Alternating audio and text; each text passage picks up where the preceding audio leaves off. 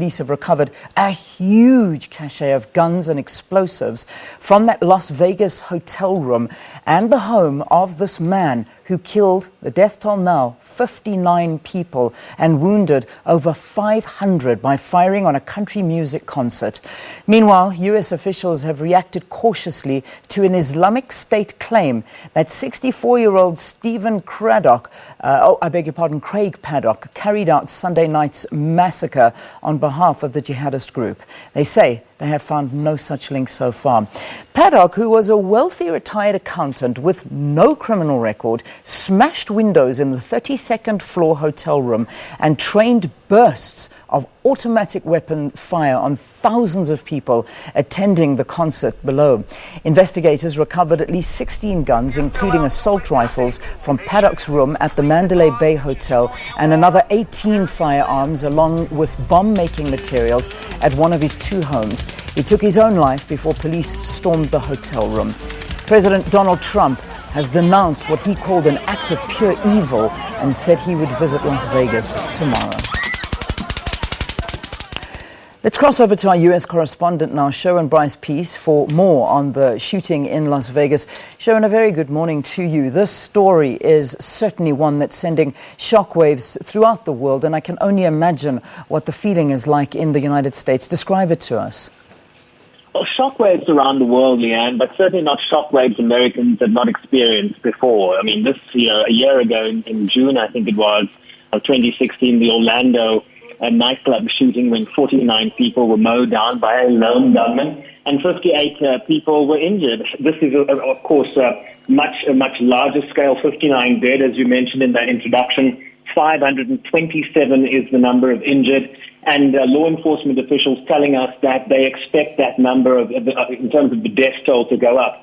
But really just an extraordinary story of how this man perched himself on the 32nd floor of one of the hot spots on the Las Vegas Strip, the Mandalay Bay Hotel Resort and Casino, and literally fired into an enclosure that literally had 22,000 people in it. And you don't need to have a good sense of aim or direction to hit someone. So 59 dead, 527 injured, and just an extraordinary story in terms of what police are now finding in the home, in the hotel room where this man was holed up. Stephen Paddock, the 64-year-old retired accountant, had 23 guns with him, including automatic rifles, in that hotel room.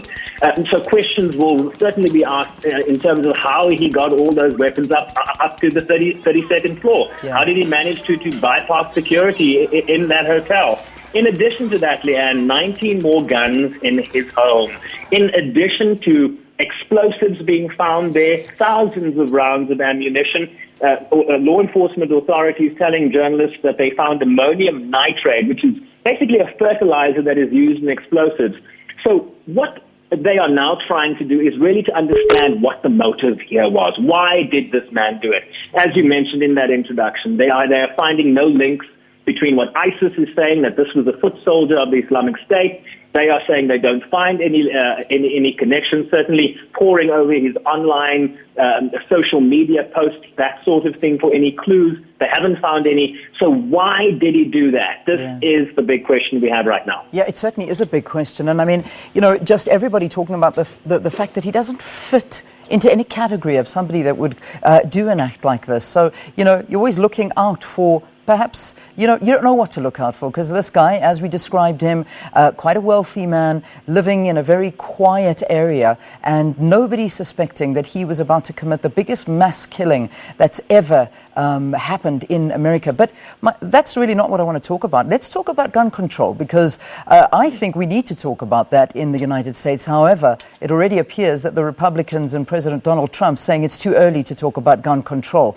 But is it? I mean, when you look at since 2012, where that horrific shooting occurred in Sandy Hook, that has now, since then, 1,500 shootings, mass killings have taken place in America since then, and still no talk of gun control. Where do you think this is going to go? Well, I'm glad you mentioned Sandy Hook. Sandy Hook, of course, was the killing of 20 children between the age of 6 and 7 at Newtown, Connecticut. And people are saying that if the lawmakers, after seeing dead kids on a schoolroom floor, if that didn't convince them, if that didn't get them to act in terms of passing gun control legislation, then this is probably not going to do the trick either. I think what you're hearing from the White House when this question is posed to them, they say that this is not a time to be talking about gun policy. This is a time to unite as Americans and to focus on healing and coming together in terms of American values. That's the narrative from the White House. And in Congress currently, Leanne, the Republican-controlled House and the Senate, they are moving forward to ease laws on regulations that would govern the purchasing of gun silencers and allowing people with concealed carry permits to cross state lines. Now, in the United States, you might be able to conceal your weapon in a state like Kentucky, but you won't be able to conceal that weapon in a state like New York. They're different laws. What they want to do now is pass federal legislation that will allow people in gun-concealing states that allow that to then cross borders into states where that is prohibited. So there's a disconnect between Republicans and Democrats on this issue. A number of the National Rifle Association, the NRA, funds a number of members of Congress. So this is very much what they want to see. They want an easing on gun restrictions and certainly not tighter measures. So there's a huge disconnect here between Democrats and Republicans in the House. And I don't think, certainly with a Republican president in the White House, that we're going to see any movement on this issue in the near future. No, I imagine not, because I'm sure a lot of his supporter base is exactly that, those that are in favor of gun control. But I mean, when you look at the numbers, it's absolutely frightening. 1,715 people killed from these mass shootings in that period of time that we were talking about. Let's just wrap up the conversation in terms of more of the investigations happening right now. We saw ISIS claiming responsibility, but I suppose, again, they're saying that there's no evidence that there's any links between them, and ISIS very quick to take responsibility for such a mass killing. The investigations continuing, and how are they? Where are they taking these investigations to? So we're very much at the beginning of this process, Leanne. I mean, they need to speak to his family. A girlfriend, we understand, that lives with the deceased suspect is abroad. They're waiting for her to come back so that they can understand, if she knew about certainly the weapons cache, the explosives cache that he had in the home. Did she live there?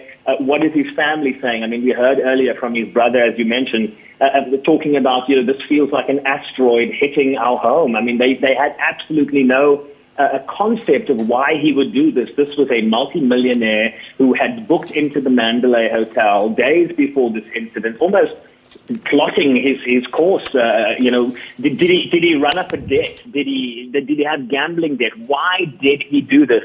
I think this is just the beginning. And in terms of the Islamic State connection, I think it's very difficult to understand how a retired accountant living a pretty plush life would affiliate himself with a group like this. He has absolutely there's absolutely nothing that we can see at this point that links him to the Islamic State. We'll leave it there for this morning's show. And Bryce-Pease, thank you very much for talking to us this morning and show, and no doubt monitoring the story and filing his reports from New York and from Las Vegas for us.